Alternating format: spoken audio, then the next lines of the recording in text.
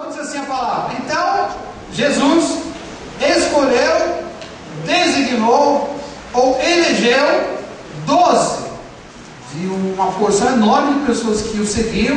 Ele escolheu 12 para estarem com ele. Então Jesus escolheu, elegeu 12 para estarem com ele, e depois, e somente depois, para ele então os enviar a pregar. Diga glória ao Senhor. Vamos orar mais uma vez. Pai querido, nos dá graça neste momento e edifica a nossa alma com a tua palavra. É te pedimos em nome de Jesus. Amém. Vamos sentar então um pouquinho, por gentileza. Muito bem. Bem, como eu te falei então, havia muita gente que seguia Jesus, mas seguia meio que simpatizante, né? Estava perto dele, gostava dos milagres, especialmente quando o milagre era multiplicar um pão, um peixinho, por exemplo, era bom de boca. Então, porque muita gente seguia Jesus. Mas depois de um certo tempo, ele percebeu que ele precisava escolher de tanta gente que era simpatizante, alguns para serem mais próximos dele, para serem discípulos mesmo, para serem enviados por ele. Então ele passou a noite inteira em oração, numa montanha, num lugar deserto, e depois que ele desceu no começo da manhã, daquelas centenas de pessoas que o seguiam, ele começou a falar: você, e começou a chamar pelo nome. Escolheu esses 12 com uma tarefa específica. Qual foi a tarefa que Jesus escolheu esses 12 homens? Qual foi a tarefa? Qual foi a tarefa?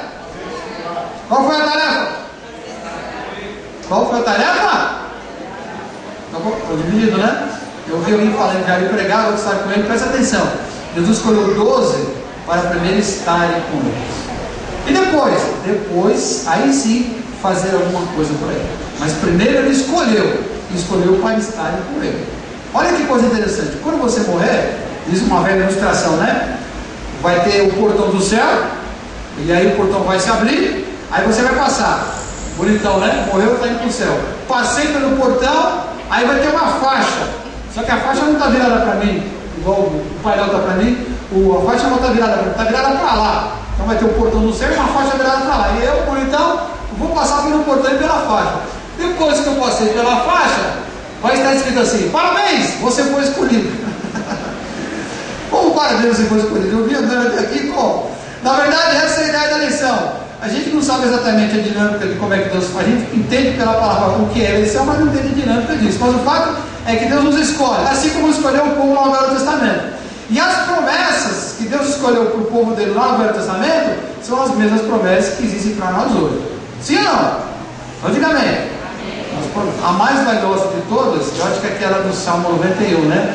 Quando diz que a gente pode, no meio da tribulação, do sofrimento, da dificuldade, igual um pintinho despenado, se esconder debaixo das asas poderosas de Deus. Outra coisa boa, né? Puxa vida, hein? Ou então no Salmo 23, né? Ainda que eu ande, Deus vai estar comigo. Já pensou, qualquer presepado que eu meter, qualquer lugar que eu tiver, qualquer situação da minha vida, Deus vai estar comigo. E Jesus falou também a mesma coisa, né? Repetindo, quase que repetindo o Salmo, né? Ele disse assim: eis que estou convosco todos os dias até a consumação do céu. O Novo Testamento fala que pelo fato da gente ser eleito, escolhido por Jesus, igual os 12 foram, então as promessas são sobre nós. Diga glória a Deus. A Bíblia diz que pelo fato da gente ter sido eleito, Deus colocou em nós uma espécie de lacre.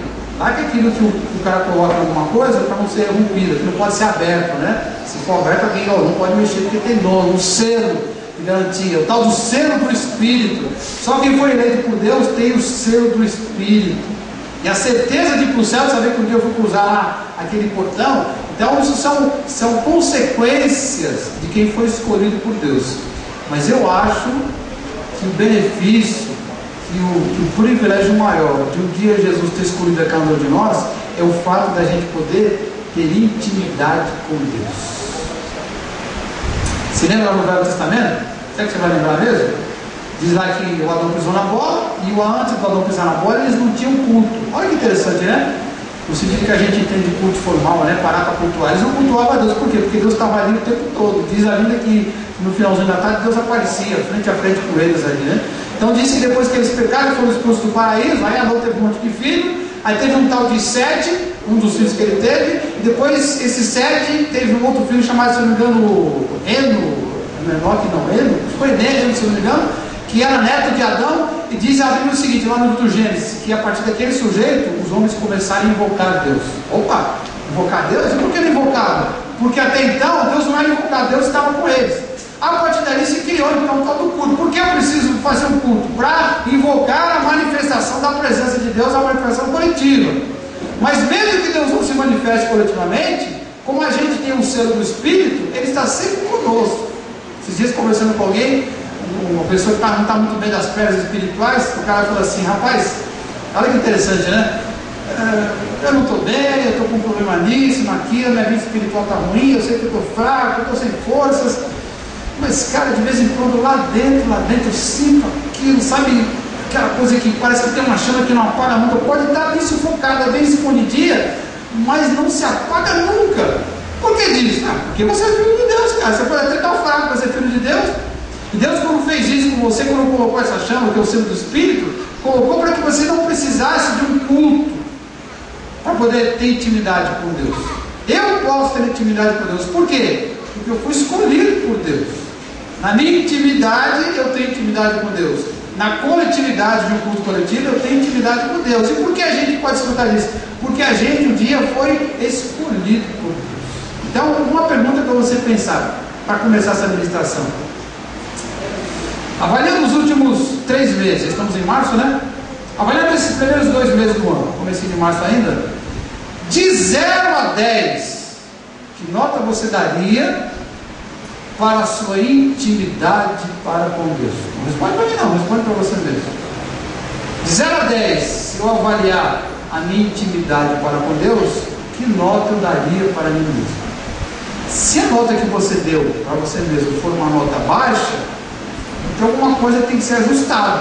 Por quê? Porque se você foi eleito por Deus, foi escolhido por Deus, você tem que ter muita intimidade com Deus. Por quê? Porque o primeiro propósito, o primeiro objetivo para o qual Jesus nos chama é para estarmos com Ele. Olha para mim aqui, ó. Olha para mim. Talvez seja o seu caso. Não sei se é o seu caso, espero que não seja. Mas a maioria das pessoas que eu conheço que servem a Deus, elas estão mais se relacionando com Deus pelo que elas fazem para Deus ou pelo que Deus faz por elas, do que pelo relacionamento com Deus. Sabe aquele cara que se converteu? Deus o atraiu, ele se converteu, mas em vez de ele desenvolver aquela habilidade, aquela capacidade de ter intimidade com Deus, ele se preocupa em fazer coisas para Deus, coisas para a igreja. O texto diz o quê? Chamou 12 para estarem com Ele. E depois de estar com Ele, depois de gastar tempo com Jesus, depois de dormir junto com Ele, tomar banho junto com Ele, ver a cara de Jesus amassada, descabelada de manhã, depois de saber as particularidades de Jesus, como é que ele gostava da cara do churrasco no dia do sacrifício lá em Jerusalém, depois de saber dos detalhes da vida dele, saber como é que ele pensava, como é que ele falava, o que ele gostava, depois de entender o pensamento dele, a mensagem dele, aí sim, eles receberam uma tarefa, uma missão. Por quê? Porque eles foram eleitos por Deus. E hoje eu quero falar um pouquinho sobre essa nossa intimidade com Deus. Primeira coisa, eu vou falar sobre os inimigos da sua intimidade com Deus. Deus quer que você tenha intimidade com Ele. Mas atenção, o livro de Eclesiastes diz assim, que Deus colocou a eternidade no coração do homem. O que é isso? Deus colocou dentro do coração das pessoas um desejo de buscar as coisas etéreas, espirituais e eternas. Por quê? Porque o homem foi criado para ter intimidade com Deus. Está na sua essência, está no seu ser. E se eu sei disso, mais besta do jeito que eu sou, você imagina as trevas. É claro que as trevas se levantam. E não só as trevas, existe uma série de situações que se colocam para impedir que você tenha intimidade com Deus. Vamos ver quais são. Primeiro, quais são os meus inimigos quando eu penso em ter intimidade com Deus? Eu fui escolhido por Deus para estar perto dele. Então quais são os meus inimigos que são muitos? O primeiro deles é o cansaço. Estamos no culto coletivo e alguns de vocês já estão querendo uma pescadinha, né? Apesar de ser domingo, ter dormido à tarde, é um momento sublime em que a igreja, que é a família de Deus, se reúne. Aí o pai se apresenta aqui, o nosso pai espiritual, para olhar para o rosto de cada um. E descobre que alguns estão nem com a banda na cadeira ali, né? Então quem está do lado já dá uma cutucada. Pode ir. Bom, eu estou cansado, gente. O que eu posso fazer? A Bíblia diz no livro de Marcos, capítulo 2, verso 27, o seguinte: e acrescentou: o sábado foi estabelecido por causa do homem, e não o homem por causa do sábado. Tá? E Jesus bateu a seguinte ideia: olha, há um dia santo em que vocês têm que descansar, e tem que estar descansado para poder se ligar em Deus. Não pode trabalhar nesse dia. Sabe que os caras pegaram aquilo ali e transformaram num ritual, numa regra rígida. E ele quebrou aquilo. Meu, o sábado foi feito por causa de vocês, mas vocês não foram feitos para o sábado. Vocês não foram criados para o sábado. Vocês foram criados para ter intimidade com Deus, intimidade comigo. O sábado existe. A palavra sábado vem de um verbo no hebraico, que é o verbo descansar. Shabbat é descansar. Daí vem a palavra sábado, né? Ali transliterada para o português. Então, o que é o Shabbat? O que é o sábado? É o descanso. Então eu te pergunto, qual é o dia da semana que você não faz nada, só descansa? Qual é? Domingo. Qual é domingo? Você trabalhou? Quem foi trabalhar na empresa hoje? Deixa eu ver. Quem foi trabalhar hoje na empresa? Então, olha quanta gente abençoada, todo mundo em casa, né, Sueli? Sueli, você foi para a empresa hoje? Mas você trabalhou em casa hoje para a empresa? Ah, trabalhou por isso, né? Tá vendo? Bom, e vai trabalhar de segunda a sexta, e a semana que vem como é que faz? Então, às vezes eu preciso dar uma enxugada na minha agenda. Às vezes eu preciso redividir as minhas responsabilidades. Eu vou falar uma coisa séria agora, hein? Olha bem nos meus olhos aqui, ó, castanhos escuros. Olha bem. Se a sua atividade profissional estiver comprometendo a sua intimidade com Deus, chuta que é macumba. É o emprego que o capeta mandou para você e você achou que era de Deus. Cuidado, hein? Cuidado, porque o emprego vai passar, cara. Depois de 40 anos de trabalho você vai se aposentar se não for demitido antes. Mas a sua relação com Deus vai ficar por toda a eternidade. Você tem que rever isso, cara. Se não precisa chegar no tempo de trocar de emprego, você tem que rever alguma coisa. Eu estou muito tempo na empresa, ou eu tenho que mudar de tarefa, ou não mudar de profissão, não mudar de emprego, eu não sei. Outra coisa que prejudica muito a nossa intimidade com Deus é o que eu chamei no bom português de postergação. Volta aí, direito. Postergação. O que é postergação? Postergação é quando você diz assim, você chega em casa com fome e fala assim: mulher, bota lá a comida. E ela fala assim: eu já vou. Ela postergou, deixa eu fazer depois. E você fica bravo, né? Postergar e deixar para depois uma coisa que você tem que fazer agora. Então, por exemplo, você vai chegar em casa, você tem que comer. Você não pode deixar para comer amanhã cedo, você está morrendo de fome. Se você não tomou banho hoje ainda, espero ter tomado assim para a igreja, né? Mas dependendo da noite, às vezes está muito quente à noite, você tem que chegar, tomar outro banho, não posso deixar para tomar banho amanhã. Como é que eu vou dormir desse jeito?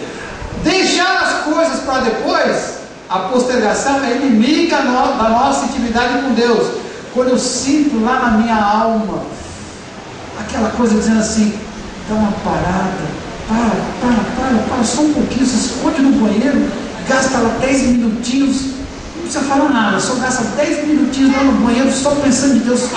Sabe quando vem aquela vontade louca de você pegar a Bíblia, nem que seja escondido, eu estou trabalhando, eu vou dizer que eu vou no banheiro, onde é enfermaria? Aí eu passo no banheiro, aquela vontade louca na hora menos oportuna possível de ler a Bíblia, mas é uma coisa de Deus. Não, eu vou deixar para depois. Quando eu chegar em casa eu faço. Quando você faz isso, cara, você perde intimidade com Deus. Provérbios 24:27. Cuida dos teus negócios lá fora, apronta a lavoura no campo, e depois edifica a tua casa. Significa que você tem que saber dividir as coisas no tempo certo. O que é prioridade para você?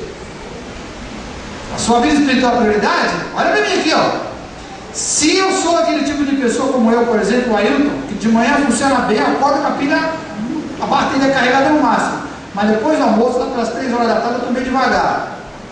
E você resolve, por exemplo, ler a Bíblia e orar no final da tarde ou à noite, você não está sabendo dividir as coisas. Você está deixando para depois aquilo que era mais importante. Tem gente igual a minha mulher que é o contrário, né?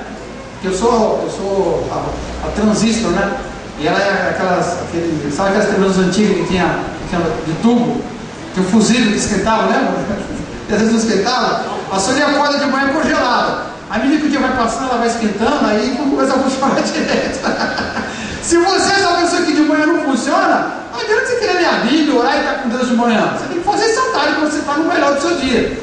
Agora, o problema é que geralmente a gente pega a nossa energia, o melhor do nosso tempo, da nossa energia, e dedica para outras coisas. E para a nossa intimidade com Deus, a gente dá o que sobra, quando sobra.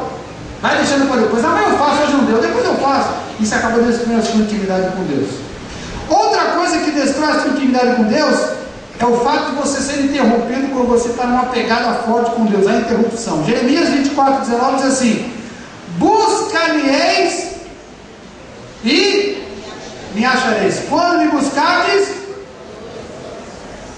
quando é que eu vou buscar Deus e vou encontrar uma manifestação poderosa de Deus? Quando eu buscar, de que maneira? De todo o coração. Não preciso nem explicar essa expressão. O que você acha que é essa coisa de buscar de todo o coração? Eu ligar a televisão e começar a pensar: Deus, eu estou com um problema com a resolver. Peraí que eu já te falo, deixa eu só ver esse comercial aqui, estou pensando em comprar um negócio desse. Peraí, Deus, peraí. Você acha que é buscar Deus de todo o coração? Você acha que é? Buscar Deus de coração? É quando você tem uma dívida enorme para pagar. Por exemplo, comprei um carro zero. Não queria fazer essa loucura, mas fiz a loucura. Agora aguenta, né? R$1.000 por mês para manter toda a pegada. Durante 60 meses. Tudo bem. Fechei o negócio hoje. Quando eu chego para trabalhar amanhã, acontece um imprevisto. E eu descubro que vou ser demitido depois de 3 dias. Quando eu chegar em casa, aquela noite, você pode ter certeza que eu vou buscar Deus de todo o coração. Aí sim. Isso é buscar Deus de todo o coração. E quando eu estou buscando a Deus de todo o coração, quando eu começo a buscar Deus e de repente alguém bate na porta, toca o telefone, o bebê chora pedindo uma mamadeira, o marido reclama que a comida não está pronta, o chefe diz: você está demorando para fazer esse banheiro. Meu amigo, você foi interrompido, acabou a sua intimidade com Deus. Você tem que dar um jeito para acabar com essas interrupções. Nem que você tenha que se isolar, mas se for preciso me isolar para poder ter intimidade com Deus, vai fazer isso. Eu admiro esse irmãozinho pentecostal que mora um monte aqui já foi no monte aqui do bairro, não? Sabia que o bairro tem um monte? Sabia, né? Nunca foi, vai lá que é legal. E os caras, às vezes eu passo durante o dia, eu vejo os caras no monte lá durante o dia, descendo a montanha, subindo a montanha, um calor lascado, os caras de terno e gravata, os caras vão buscar, velho, de madrugada, às vezes durante o dia, no calor. Se for preciso, vai fazer como os caras fazem, se isola, lá ninguém vai te perturbar, mas você tem que acabar com essa tal da interrupção, que é o inimigo da tua intimidade com Deus. Outro inimigo pós-moderno, bem contemporâneo da nossa intimidade com Deus, são as telas da nossa vida. Quais são as telas da nossa vida? Quais são? O seu computador, pode ser Facebook, pode ser Twitter, pode ser a tela do celular, pode ser a tela da televisão, televisãozinha, televisão zona, sei lá, ou do cinema, cuidado de Tiago, aí cuidado de Tiago, gosta de cinema, que é beleza, né? Está errado eu ter um computador? Não. Está errado eu acessar o Facebook, qualquer coisa na internet? Não. Está errado eu ver televisão? Claro que não. Claro que não. Mas a Bíblia diz que todas as coisas me são lícitas, mas nem tudo me convém. Todas as coisas me são lícitas, mas não me deixarei dominar por nenhuma delas. Se alguma coisa me domina, de novo, chuta que é coisa do capeta, não pode dominar. Porque só existe um Senhor que reina sobre tudo e todos. Quem é? Jesus Cristo, nosso Salvador. Ele tem que dominar sobre a sua vida.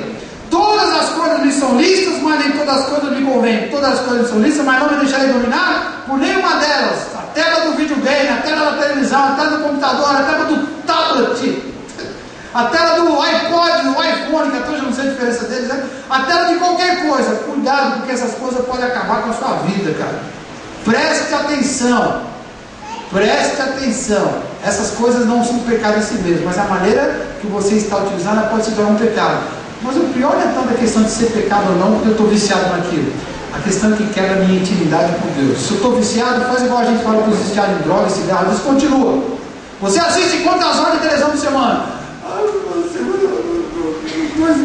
Eu assisto 2, 3 horas por dia, vezes 7, 3, 21, umas 30 horas por semana de televisão. E eu não consigo ficar sem. Então faz igual os viciados que chega aqui na igreja e se converte, a gente ensina o cara a se descontaminar. Você tem dinheiro para pagar uma clínica de qualidade com R$1.000 por mês? Não tem. Deus vai fazer um milagre na sua vida? Não, vai, então vamos esperar um milagre. Deus já fez um milagre? Não. Então descontinua. Você usa você fuma quantos cigarros de maconha por dia? Aí eu fumo 5 baseados por dia, começa a fumar 4. Parece uma heresia falar isso, né? Estou estimulando o cara a fumar maconha? É. Você fuma 5 por dia? Você consegue fumar 4? Pastor, se eu tentar muito, eu fumo 4. Então durante uma semana eu fumar 4. Na outra semana eu fumar 3 por dia. Depois 2 por dia, depois 1 por dia. Vê se você não acaba com essa porcaria. Descontinuou. Se for preciso, cada dia veja 1 minuto a menos de televisão, mas vai descontinuando se for um vício. Eu não sei como é que você vai fazer, mas você tem que acabar com esse tipo de problema, cara. Porque a sua intimidade com Deus é mais importante do que tudo. Diga amém. Amém. Só mais uma coisa sobre os inimigos, que eu chamei de contextos inibidores. 1 Coríntios capítulo 7, olha que versículo interessante. O apóstolo diz assim: o que realmente eu quero é que sejais livres de preocupações. Quem não é casado, ou seja, quem é solteiro, cuida das coisas. Quem é solteiro cuida das coisas, quer dizer, se concentra nas coisas de Deus do Senhor, de como agradar ao Senhor. Mas o que se casou cuida das coisas. Não está escrito nada lá? Quem é casado cuida das coisas de casa? De casa não, ele fala o quê? Do mundo. Ué. Olha para mim aqui de novo. Olha para mim aqui. Quando você morrer, segundo Jesus falou, lá no céu não vai ter negócio de casamento, não, cara. Sabe por quê? A Bíblia diz que o amor vai ser perfeito, né? Então, o amor intenso que você tem, por exemplo, pela sua mulher, pelo seu marido, pelos seus 12 filhos, esse amor que você tem de morrer por eles, quando chegar lá no céu, você vai ter esse mesmo amor para com todas as pessoas que estiverem lá. E como lá não vai ter caso, vamos dizer assim, provavelmente dito, as pessoas morando em famílias separadas, é uma bagunça só, uma misturada só, e as pessoas não vão ter atividade sexual, não vai ter laços de sangue. Então Jesus falou assim: lá no céu as pessoas não se dão em casamento, lá o amor vai ser perfeito, intenso, cara. Então, quando você cuida das coisas da sua família, é importante, mas é as coisas desse mundo. Quando este mundo acabar, olha o que eu estou te falando, a sua família, como você entende, vai acabar, velho, porque é desse mundo. O que vai sobrar lá, o que vai valer é a sua intimidade com Deus. Essa intimidade que você tem agora e vai ter lá no futuro. Mas o problema é que esse contexto em que você vive de casamento, se você não souber ponderar, ele quebra a sua intimidade com Deus. O casamento é pecado? Não. O casamento é uma maldição? Claro que não. Mas de novo, se alguma coisa, seja o que for, pode ser o meu casamento, se estiver quebrando a minha intimidade com Deus, eu preciso tomar uma atitude drástica, porque naquele momento, aquele casamento está sendo uma pedra de tropeço na minha vida espiritual. E quando você morrer, o casamento vai ficar aqui no mundo, que vai sobrar lá com Deus a sua intimidade com Ele. E aí você pode pegar o que você quiser de contexto inibidor, qualquer coisa que inibe sua relação com Deus, casamento, trabalho, sua casa, saúde, seja o que for, que inibir a sua relação com Deus, é inimigo da sua intimidade com Ele. Você foi eleito para estar com Cristo, depois fazer alguma coisa com Ele. A prioridade qual é estar com Cristo em primeiro lugar. Diga amém. Amém. Segunda verdade sobre a nossa intimidade com Deus: a nossa intimidade, ela é fundamental para a nossa alma. Sempre que eu posso, eu estou conversando com alguém e eu vejo que a pessoa não tem muito empenho em gastar tempo com Deus, eu sempre digo assim: cara, você tem que prestar atenção que você é um ser espiritual. Você não é um religioso, você é um ser espiritual. E ao mesmo tempo que você tem que alimentar o seu ser espiritual, sem perceber, você alimenta também o seu ser carnal. Você não precisa fazer força para alimentar a sua natureza humana e o seu corpo e a sua carne, a natureza espiritual carnal. Mas o seu ser espiritual, que você é de verdade, esse você tem que alimentar, tem que se empenhar. Quando você morre, o seu corpo e a sua natureza pecaminosa ficam na sepultura junto com o seu corpo. E o que vai para junto de Deus? O seu ser espiritual. Até o dia em que acontecer a ressurreição dos mortos. Aí você vai receber um corpo novo. Só que no dia em que acontecer a primeira ressurreição dos mortos, o seu ser espiritual, que vai estar lá com Deus, ele vai sair de lá da presença de Deus e vai receber um corpo novo. Só que esse corpo não vai ter a natureza pecaminosa, vai estar vencida, aí você vai ser um ser completo de novo. Então, o mais importante não é o seu corpo, o mais importante não é a sua natureza pecaminosa que está no seu corpo, o mais importante é o seu ser interior. É o que eu estou chamando aqui simbolicamente de alma. O meu ser transcendente, o meu ser que se liga com Deus, o meu ser espiritual. A minha intimidade com Deus, ela é fundamental para a minha alma. Por quê? Porque ela que alimenta a minha alma. Todos os dias, a minha intimidade com Deus me traz orientação para todas as minhas decisões.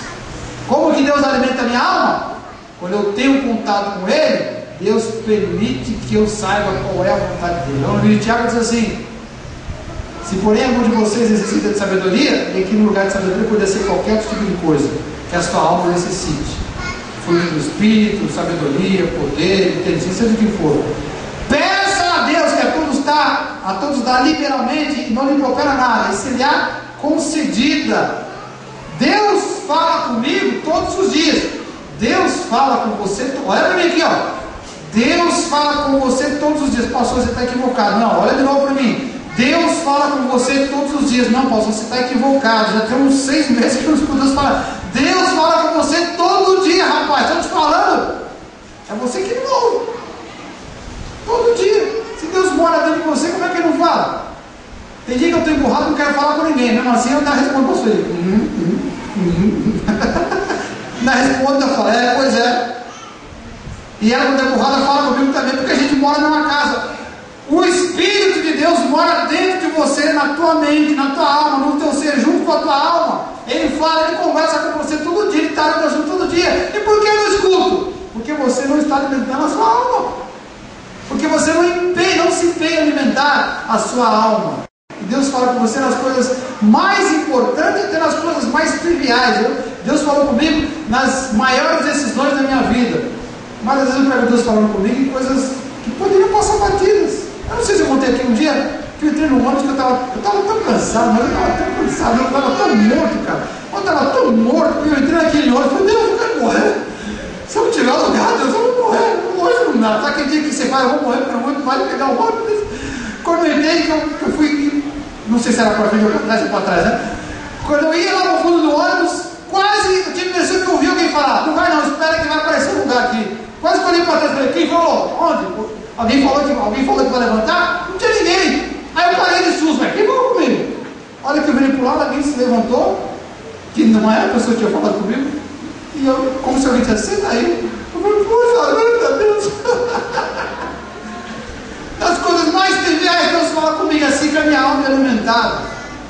A intimidade com Deus é fundamental, porque Deus fala comigo todos os dias, e Deus alivia a minha alma todos os dias. Deus me dá alívio emocional todos os dias. Filipenses capítulo 4, versos 6 e 7. Esse versículo é sensacional. Uma ordem negativa, uma proibição. Não andeis ansiosos de coisa alguma. Podia ser ansioso, podia ser angustiado, podia ser perturbado, podia ser chateado, zangado, podia ser qualquer coisa. Não ande com esse sentimento negativo. Antes, porém, faça conhecida diante de Deus as suas petições, as suas necessidades, os seus problemas, a sua súplica, e agradeça. E a paz de Deus, a resposta emocional que Deus vai te dar, que vai além do entendimento. Quer dizer, as pessoas de fora olham e falam assim, como é possível?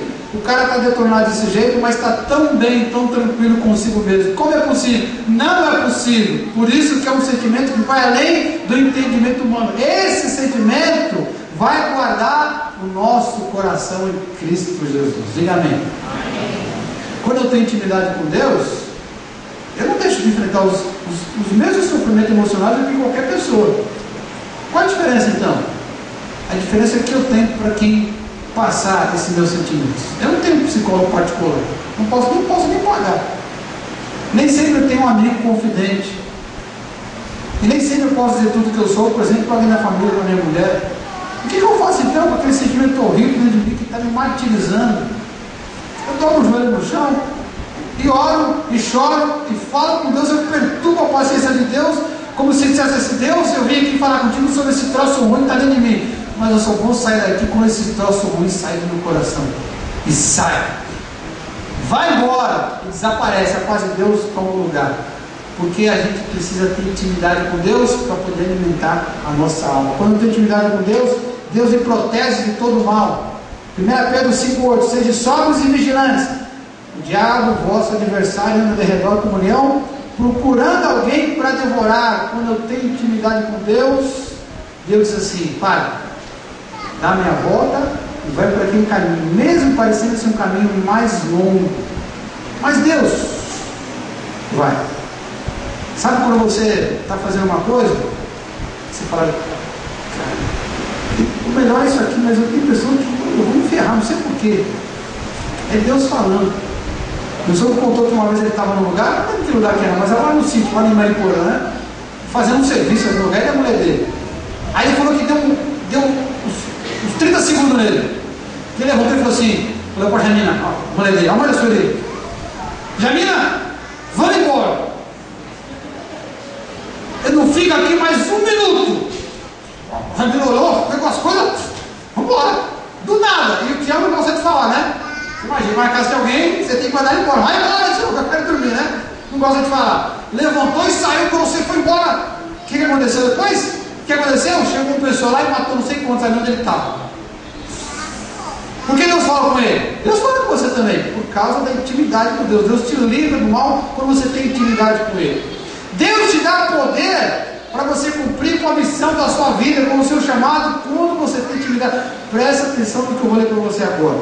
Em verdade vos digo que aquele que crê em mim fará também as obras que eu faço, e outras obras maiores, porque eu vou para junto do Pai. Isso é uma loucura. A gente vive da loucura do Evangelho, né? Jesus, qual foi a obra de Jesus, cara? Qual foi? Ele só salvou o mundo dos pecados, só isso. Ele só salvou a humanidade inteira dos pecados. Todas as pessoas que já nasceram, todas as pessoas que existem hoje, todas as pessoas que irão nascer, ele salvou todo mundo, uma palavra só na cruz. E ele diz assim, aquele que crê em mim vai fazer coisas maiores. Claro que eu não vou salvar o mundo, mas eu sei que há alguma coisa muito grande que Jesus quer que eu faça, enorme, incomensurável, que não está permitindo o olho humano. E eu deveria gastar os últimos anos da minha vida pensando, que negócio é esse? E depois que eu descobri, eu deveria gastar o resto da minha vida me esforçando, me dando o máximo de mim para cumprir com essa missão, porque Ele chamou de obra maior do que Ele fez, porque Jesus, velho, só pregou, só ministrou 3 anos e meio.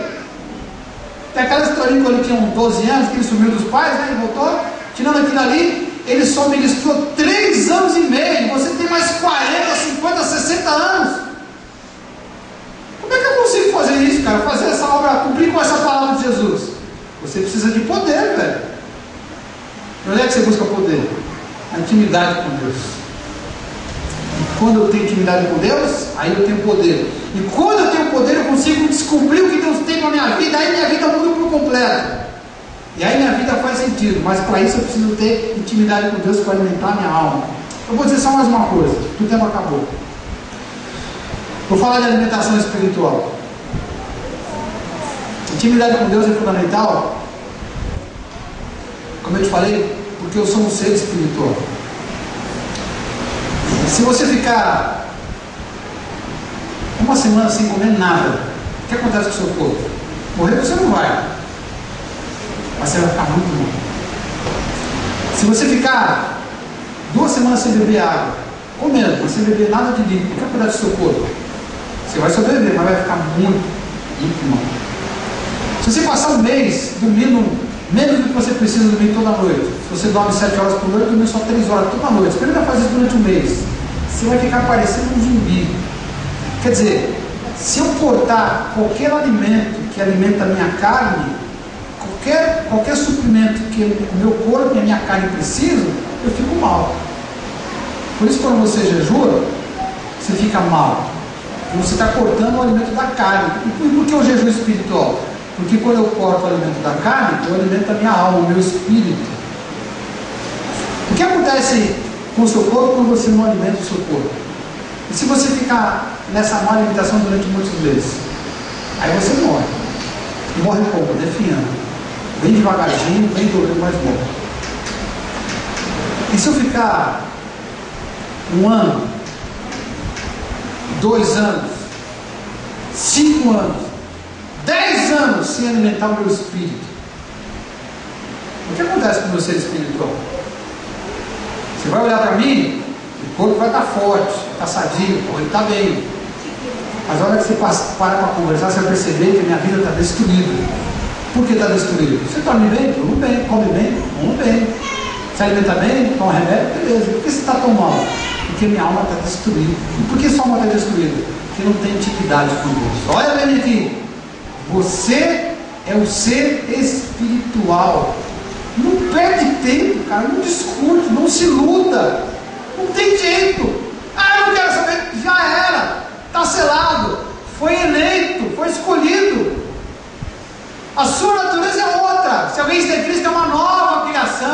Já era o passado, mudou por completo. É um novo ser agora. Não uma reformulação do velho. Foi gerado um novo ser em você. Você é um ser espiritual. É como, por exemplo, você fala assim: pode desviar. Está lascado. Vai largar de Deus, vai largar de Deus, vai, pode ir. Mas pode ter certeza que o seu pai vai atrás de você. Por quê? Porque você é filho, ele é seu pai. Você pode ir buscar fundar do Judas, pode ir para o diabo que quase que te carrega.